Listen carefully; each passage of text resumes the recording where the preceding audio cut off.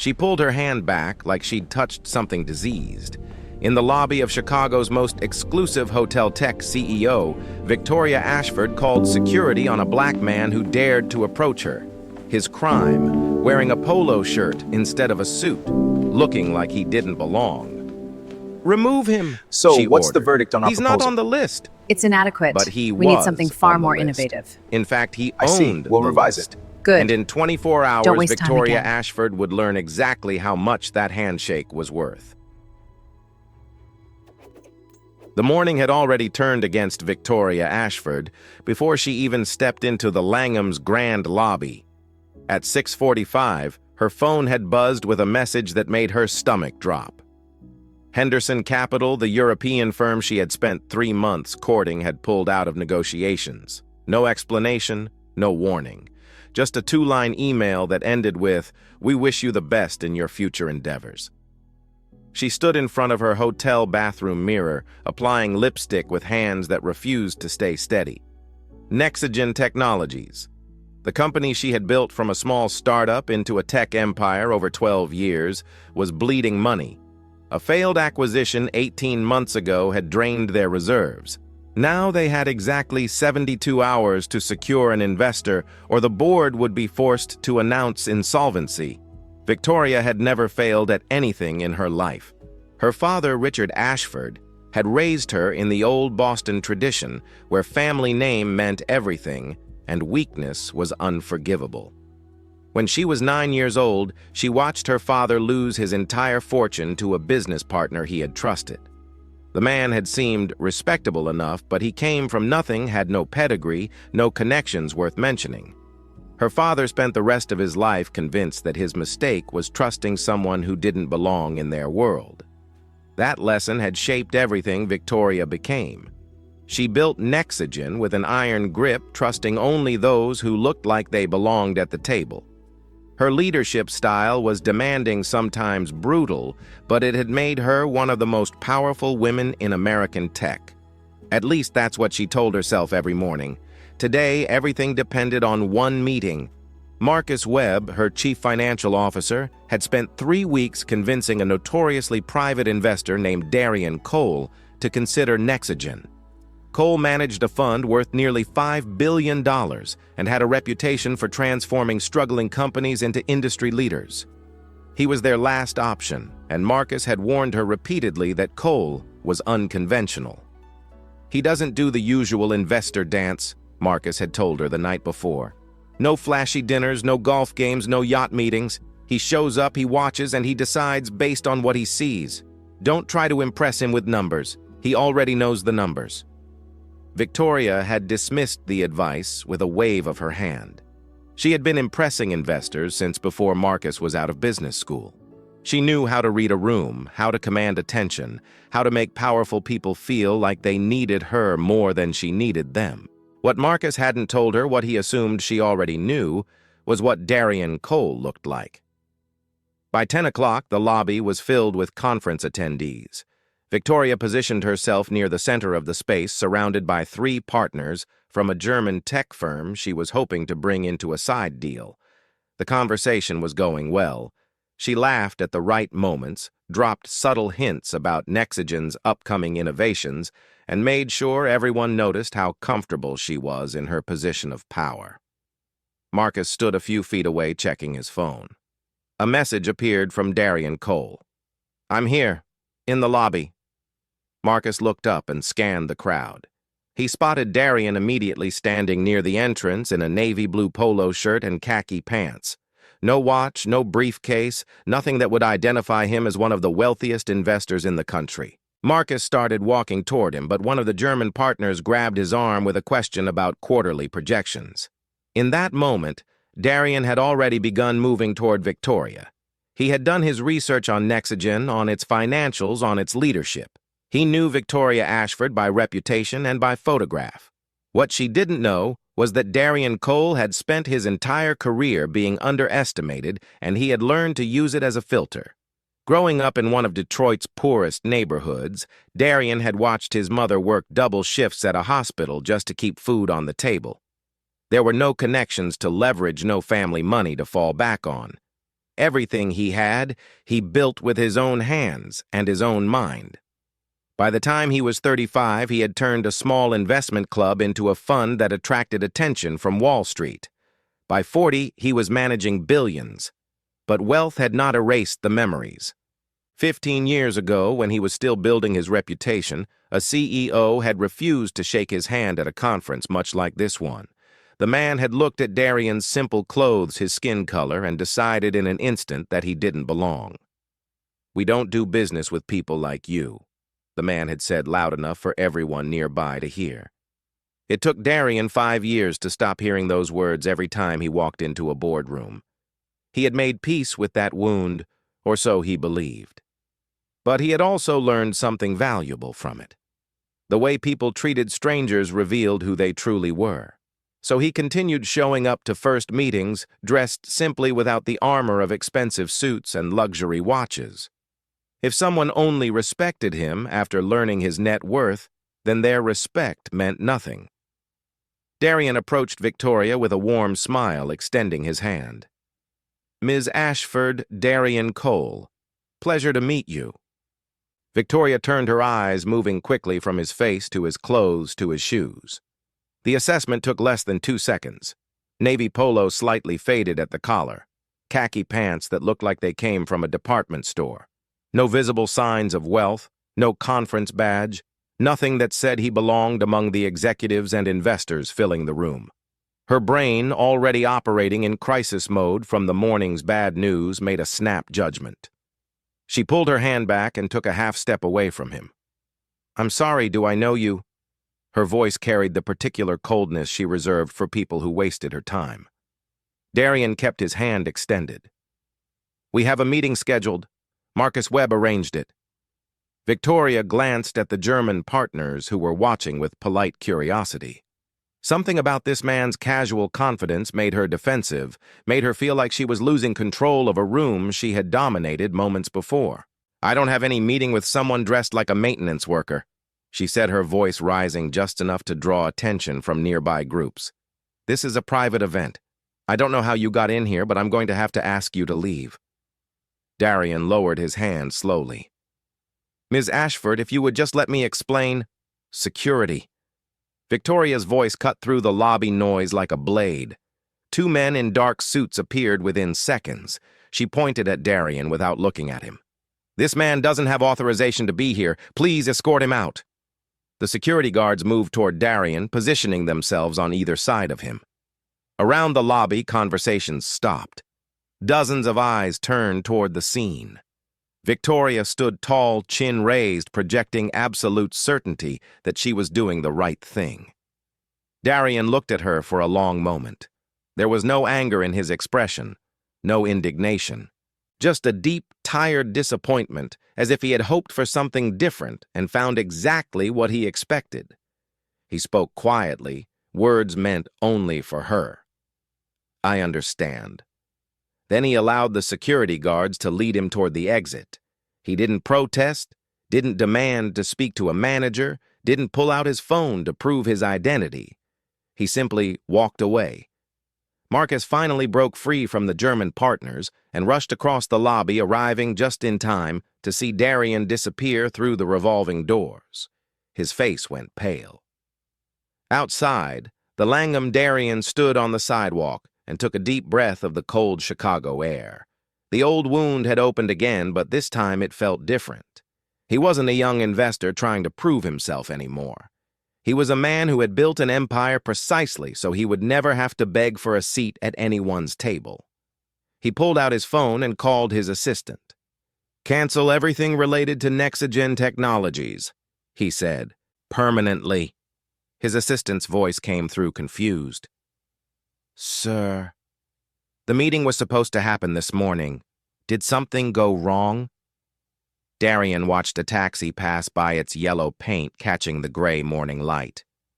"There are things money can't buy, and there are people money shouldn't save." He ended the call and slipped the phone back into his pocket. The decision was already made. It wasn't about personal insult, though the sting was real. It was about something larger. A CEO who would humiliate a stranger in public, who would judge a person's worth by their clothing and skin color, would eventually treat her employees the same way, would treat her customers the same way, would build a company culture that reflected her own blind spots. Darian had made his fortune by investing in people, not just products, and Victoria Ashford had just shown him exactly who she was. He walked away from the Langham without looking back, leaving behind a company that desperately needed his help and a woman who didn't yet understand what she had just destroyed. Marcus caught up with Victoria just as she was accepting congratulations from the German partners for handling that situation so professionally. He grabbed her elbow and pulled her toward a quiet corner near the elevators, his grip tighter than she had ever felt from him. "What did you just do?" His voice was barely above a whisper, but the intensity made Victoria step back. She straightened her blazer, annoyed by his tone. "I protected this meeting from someone who had no business being here. You should be thanking me." That man, Marcus said, each word landing like a stone, was Darian Cole. The name hung in the air between them. Victoria felt something cold spread through her chest. "That's not possible. Darian Cole is what?" Marcus cut her off. "What did you think he would look like, Victoria? Did you expect him to show up dripping in diamonds, wearing a sign around his neck with his net worth printed on it?" Victoria's mind raced backward through the last few minutes, replaying every detail. The navy polo, the khaki pants, the warm smile, the hand extended in greeting, and her own voice sharp and dismissive, calling him a maintenance worker in front of 50 people. "He didn't look like an investor," she said, but the words sounded hollow even to her own ears. Marcus stared at her with an expression she had never seen before. In 7 years of working together, he had always been the steady one, the professional who smoothed over conflicts and translated her aggressive leadership into something palatable for the outside world. Now something in his eyes looked broken. "He looked like me," Marcus said quietly. A black man in a room full of people who already decided what he was worth before he opened his mouth. Victoria opened her mouth to respond, but nothing came out. Marcus turned and walked away, leaving her standing alone by the elevators while the conference buzzed around her, oblivious to the disaster that had just unfolded. She spent the next 3 hours trying to undo what she had done. First came the phone calls, one after another, to Darian Cole's office, each one ending in the same polite rejection. Mr. Cole was unavailable. Mr. Cole was not accepting calls. Mr. Cole had left specific instructions that no communication from Nexigen Technologies would be forwarded to him. Then came the emails. She wrote and rewrote them, trying to find the right combination of apology and explanation that might get through to him. She sent 5 different versions over the course of 2 hours. None received a response. Finally, she tried LinkedIn, sending a connection request with a personal note attached. The notification came back within minutes. Darian Cole had viewed her profile. He had read her message. He had not accepted. By 7 o'clock that evening, the first posts started appearing on social media. Someone in the lobby had filmed the entire incident. The video showed everything in painful clarity. Victoria's dismissive gesture, her loud announcement to security, Darian's quiet dignity as he was led out like a criminal. The caption read, "Tech CEO Victoria Ashford has black investor escorted out of conference for not belonging. The investor Darian Cole, worth $4.7 billion. The hashtag Nexigen CEO began trending before dinner. At 11 o'clock that night, Victoria sat in an emergency video conference with Nexigen's board of directors. Their faces filled her laptop screen in a grid of disapproval. The chairman, a 72-year-old man named Howard Price, who had known her father, spoke first. "Victoria, you have 24 hours to fix this. If you cannot secure Cole's investment and manage this public relations disaster, we will have no choice but to ask for your resignation." She wanted to argue to defend herself, to explain that it was a misunderstanding. But looking at the board members' faces, she understood that explanations would not save her. Only results would. The next morning, Victoria boarded the first flight to New York. She arrived at Cole Capital Partners' office building in Midtown Manhattan before 7 o'clock, an hour before the building even opened to visitors. She sat in the lobby watching the security guard at the front desk eye her with suspicion. When the receptionist arrived at 8, Victoria approached immediately. "I need to see Darian Cole. My name is Victoria Ashford." The receptionist typed something into her computer, then looked up with a practiced smile. "I'm sorry, Ms. Ashford. Mr. Cole doesn't have any appointments available today, and he has specifically indicated that he won't be meeting with representatives from Nexigen Technologies." "I'll wait," Victoria said. The receptionist's smile faltered. "Miss Ashford, I don't think you understand. He's not going to see you." "I'll wait anyway." Victoria sat down in one of the leather chairs facing the reception desk. The irony was not lost on her. Yesterday, she had dismissed Darian Cole in less than 90 seconds. Today, she was prepared to sit in his waiting room for as long as it took. The hours crawled by. Victoria watched employees come and go, some of them glancing at her with recognition, others whispering to each other as they passed. By noon, her phone had filled with messages from board members, from journalists, from former colleagues expressing their disappointment. She ignored all of them. At 2 o'clock in the afternoon, after 6 hours of waiting, the receptionist finally spoke again. "Ms. Ashford, Mr. Cole will see you now. You have 10 minutes." Victoria stood, her legs stiff from sitting so long. She smoothed her skirt, took a deep breath, and followed a young assistant through a maze of hallways to a corner office with floor-to-ceiling windows overlooking the Manhattan skyline. Darian Cole stood by those windows, his back to the door. He was wearing the same style of clothes as yesterday, a simple button-down shirt and dark slacks. He didn't turn around when Victoria entered. "Close the door," he said. Victoria did as she was told. She stood in the center of the office, waiting for him to face her, feeling, for the first time in decades, what it was like to have absolutely no power in a room. "Mr. Cole," she began, "I came to apologize. What happened yesterday was a terrible mistake. I didn't know who you were, and I made an assumption that I deeply regret." Darian finally turned around. His face was calm, almost serene, but his eyes held something harder. "Stop right there," he said. "Let me ask you something. What exactly is your apology for?" Victoria felt the ground shift beneath her. "For not recognizing you, for embarrassing you in front of all those people, for calling security when I should have... When you should have what?" Darian walked slowly toward his desk but didn't sit down. "When you should have checked my credentials first. When you should have Googled my face before the meeting. Is that what you're sorry for? That you didn't do your homework?" Victoria struggled to find the right words. "I'm sorry for the way I treated you." Darian shook his head. "You're sorry for the way you treated me because I turned out to be someone important. But here's what keeps me up at night, Ms. Ashford. If I really had been just a maintenance worker, if I really had been someone who wandered into that lobby by accident, would you be here apologizing, or would you still be congratulating yourself for protecting your precious event from someone who didn't belong?" The question hit Victoria like a physical blow. She had no answer because she knew what the answer was. "The problem isn't that you didn't know who I was," Darian continued. "The problem is that you looked at me and decided I wasn't worthy of basic human respect.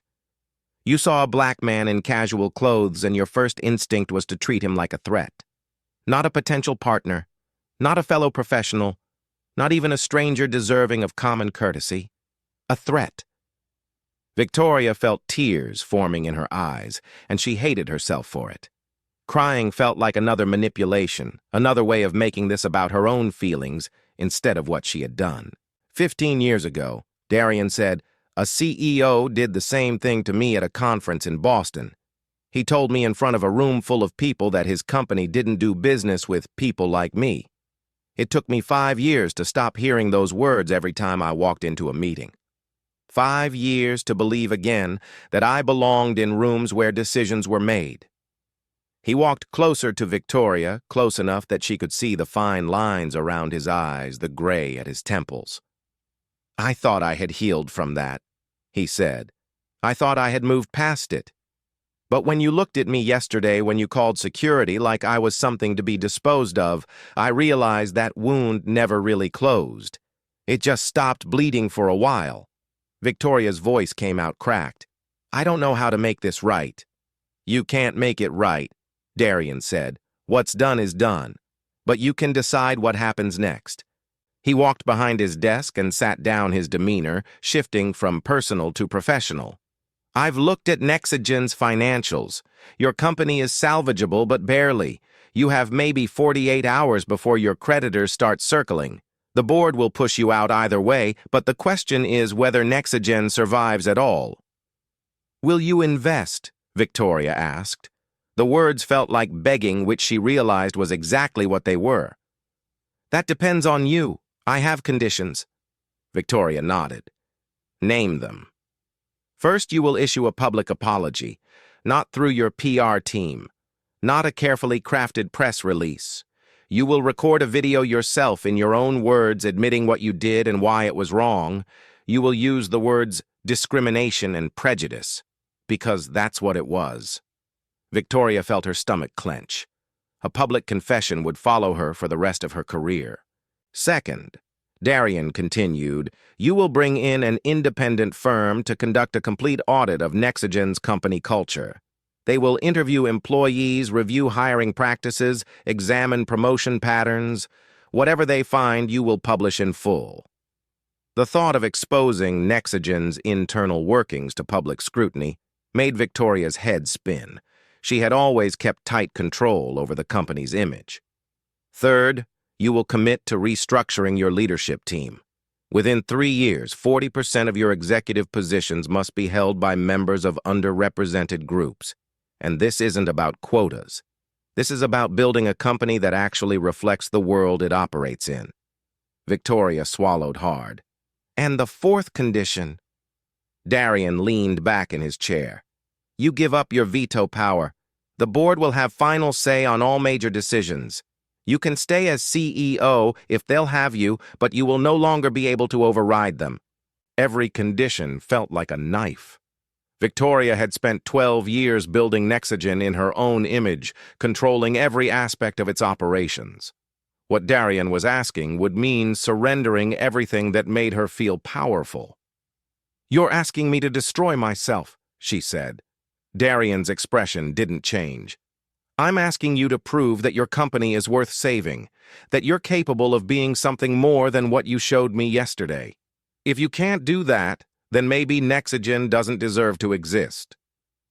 That night, Victoria sat alone in her hotel room staring at the Manhattan skyline through her window.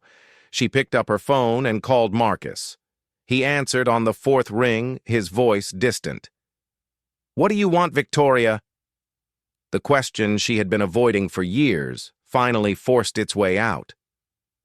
"Marcus, do you think I'm a racist?" Silence on the other end. Then Marcus spoke slowly and carefully. "I think you've never had to look in the mirror." "Not really." "What does that mean?" "It means that for 7 years I've watched you make decisions that just happen to benefit people who look like you and talk like you and come from the same world you come from.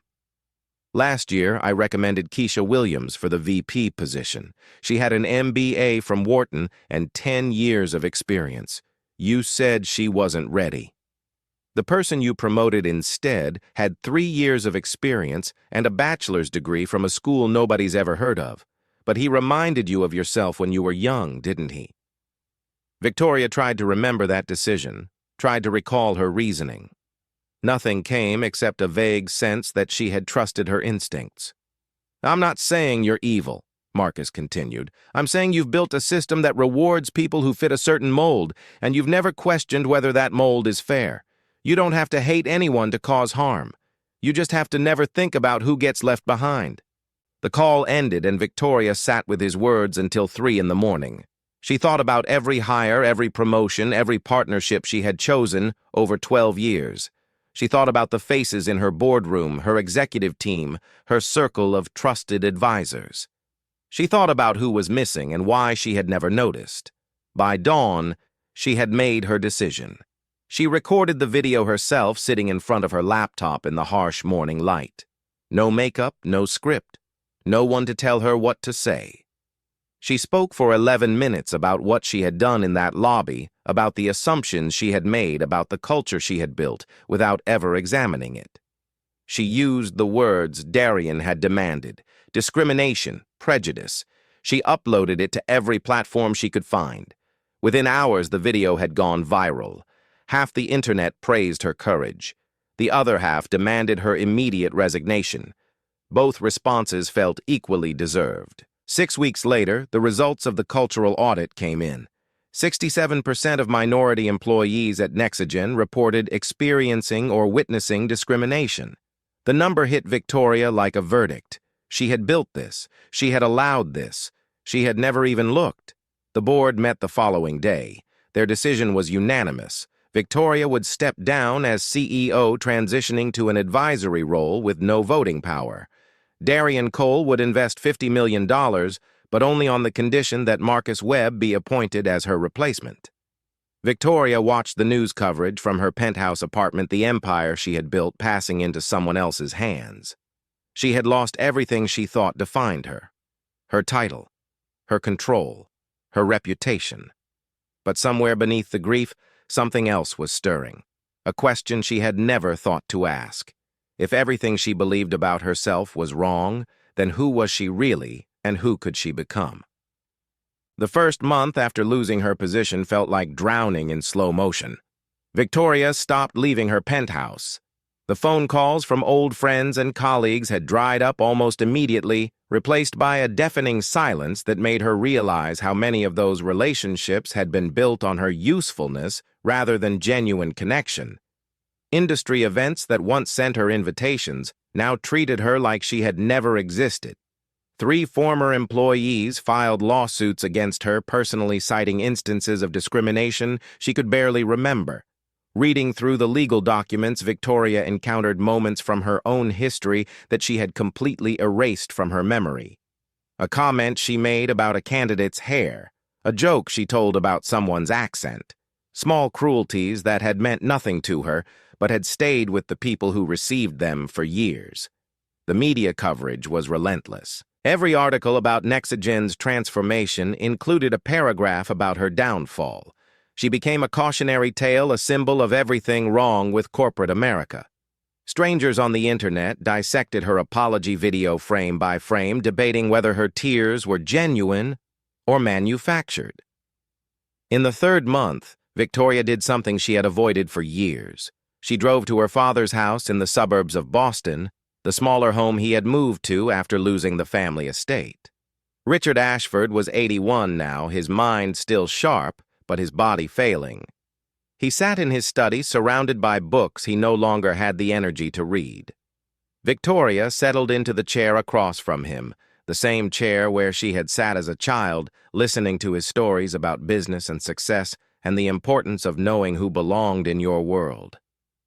"I need to ask you something," she said, "about the partner who ruined you, the one who took everything."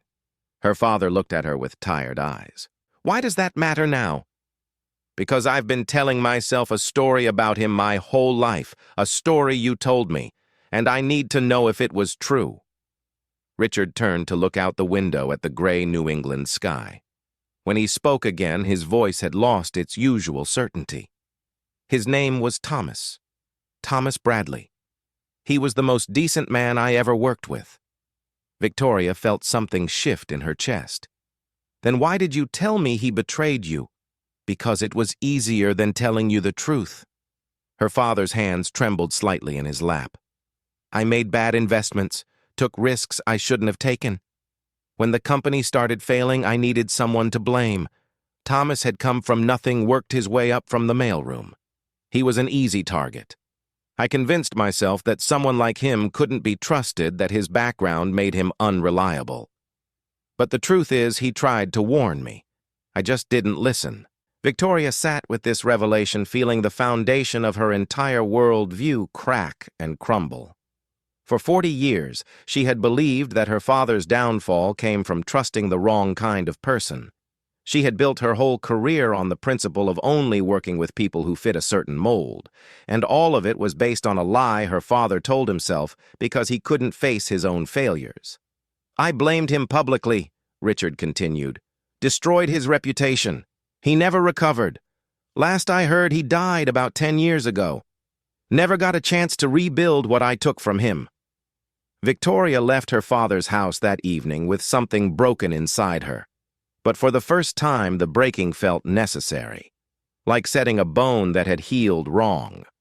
She began attending therapy twice-a-week sessions focused specifically on implicit bias and the ways people construct narratives to protect themselves from uncomfortable truths. She volunteered at an organization that helped young entrepreneurs from underserved communities, showing up without press coverage, without announcing her presence, just doing the work. She wrote letters by hand to every employee who had filed a complaint against her during her time at Nexigen. Not legal letters, not attempts to settle, just acknowledgments of what she had done and apologies that expected nothing in return. Most never responded. A few wrote back with anger, which she accepted. 2 wrote back with something like forgiveness, which she wasn't sure she deserved. Meanwhile, Nexigen was transforming under Marcus Webb's leadership. Within 6 months, the company had implemented every reform that the cultural audit recommended. The executive team expanded to include voices that had never been heard in those rooms before. Employee satisfaction scores climbed steadily. Revenue, which had nearly collapsed under Victoria's final months, began to stabilize and then grow. Marcus and Darian met for dinner in Manhattan to discuss the company's progress. They sat at a quiet table in a restaurant far from the usual power dining spots, both of them more comfortable away from the spotlight. "She's different," Marcus said, cutting into his steak. "Victoria, I've been keeping track. She's actually doing the work." Darian nodded slowly. "Do you think she deserves another chance?" Marcus considered the question carefully. "I think everyone deserves a chance to become better than their worst moment. Whether she earns that chance is up to her. But I've seen people change before. Real change, not just performance." "I've been hard on her," Darian admitted. "Maybe harder than I needed to be." Marcus looked at him with understanding. "You weren't just judging her. You were judging the man who did the same thing to you 15 years ago. She just happened to be standing in his place." Darian was quiet for a long moment. "Does that make what I did wrong?" "It makes you human," Marcus said. "The question isn't whether your anger was justified. The question is what you do with it now." Darian used the Nexigen case as a teaching tool, bringing it to Harvard Business School as an example of how corporate culture reflects leadership values. But he also launched something new, a foundation called Second Chance Leadership, that provided resources for companies wanting to reform their cultures after public failures. The goal wasn't punishment, it was transformation. 1 year after the incident at the Langham, the annual tech conference returned to the same Chicago hotel. Victoria received an invitation to speak on a panel about accountable leadership. Her first instinct was to decline. Standing in the same lobby where she had humiliated Darian Cole felt like walking back into a crime scene. But she accepted anyway. Running from the past had never helped anyone. Her panel went well. She spoke honestly about her failures, about the blind spots she had spent a lifetime refusing to see, about the long and incomplete process of becoming someone she could respect. The audience response was mixed, some appreciative of her candor, others still skeptical of her motives. Victoria had learned to accept both reactions as valid. After the session, she made her way through the crowded lobby, shaking hands with people who approached her, answering questions from young professionals who wanted to know how she had survived such a public collapse. And then she saw him. Darian Cole stood near the windows overlooking the Chicago River, wearing a simple gray sweater and dark jeans. Still no expensive watch. Still no visible markers of his wealth. He was talking to a young woman who looked like she might be a startup founder, giving her his full attention the way he gave everyone his full attention. Victoria waited until the conversation ended. Then she walked toward him, her heart beating faster than it had in any boardroom negotiation. Darian saw her coming and watched her approach without moving. When she reached him, Victoria did something she had never done before in her entire professional life. She extended her hand first. "Mr. Cole, thank you for coming." Darian looked at her hand, then at her face. A year of change was written there in the lines around her eyes, in the absence of the armor she used to wear. He took her hand and shook it. "Thank you for inviting me," he said. Victoria held the handshake a moment longer than necessary. "I'll never be able to apologize enough for what happened in this lobby." Darian released her hand gently. "Apologies aren't really about words, they're about what you do after. And from what I've seen, you've done enough." Victoria felt tears threatening but held them back. "I lost everything I thought I needed to be worthy of respect. My title, my power, my reputation, and somehow for the first time in my life I feel like I might actually deserve my own respect." Darian nodded slowly, a small smile crossing his face. "That's the only kind of respect that really matters." They stood together for a moment, two people who had been on opposite sides of the same wound, looking out at the lobby where everything had fallen apart. The same marble floors, the same crystal chandeliers, the same crowd of executives and investors measuring each other's worth. But something had changed. Not the room, not the people in it. Just two of them standing by the window, finally seeing each other clearly. Victoria spoke quietly, almost to herself. "Respect should never be earned by status. It should be given by default." Darian glanced at her with surprise.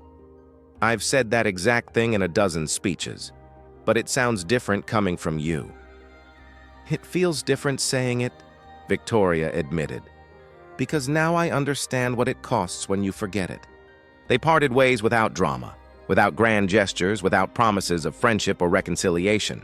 Some wounds heal, some leave scars, but all of them teach you something if you're willing to learn. Victoria walked out of the Langham into the bright Chicago afternoon, leaving behind the woman she used to be. The handshake she had offered wasn't a plea for redemption. It was simply an acknowledgement that every person who crosses your path deserves to be seen as fully human. That lesson had cost her everything, and it was worth every bit of what she paid. This story makes me wonder, how many times have we judged someone before giving them a chance to speak? Have you ever been in a situation where someone underestimated you, or maybe you realized later that you had misjudged someone else? I would love to hear your stories in the comments below. And if this story made you think even just for a moment, consider subscribing to join this community. We share stories like this every week, stories about the moments that change us and the choices that define who we become. Thank you for listening, and I will see you in the next one.